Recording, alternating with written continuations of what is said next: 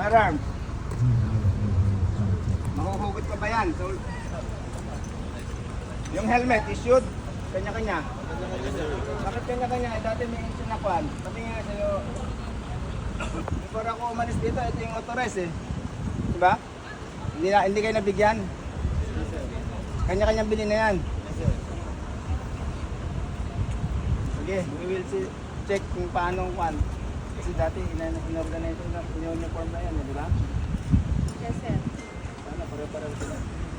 Sige, take na tayo para maganda yan. Sige. Okay pa ba kulong mo? Itong harap? Ang pag-return doon, tsaka yung kal, ha? Para umabot. Pero ngayon, pag-aalis yan, hindi naman ba yan? Pamba? Budget?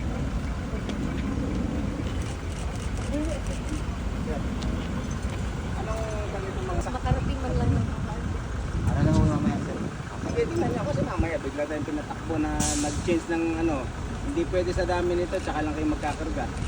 Eh, sa pagkakarga lang nito, baka 2 oras tayo gusto. Oo, sir. Bakit ko may 3 hours na? Motorcycle, may mga gasolina na yan. Wala rin, sige.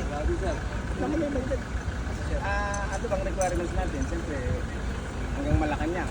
Hanggang Malacanang, baka sinabi. Diretso na nyo na sa seaport. Di ba? Wala na kasi bukas pa yan, mamaya pa yan magkakarga. Pero meron ng intended na yun sa amin. Di ko alam.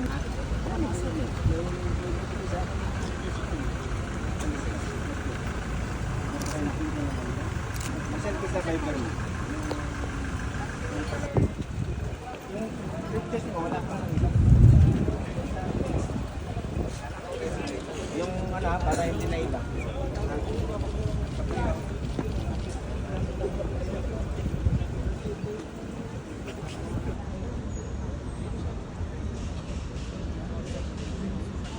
Okay, sumimplang ako.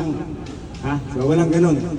Kaya dapat, hindi lang yung gamit natin, motor at saka mobile lang ready, dapat pati katawan. That's why I heard na yung ibang tropa natin from bar, hindi yata dito nakapag-stay. So, we will turn over you to PSC and then bahala na silang mag-dispatch papunta sa Cebu.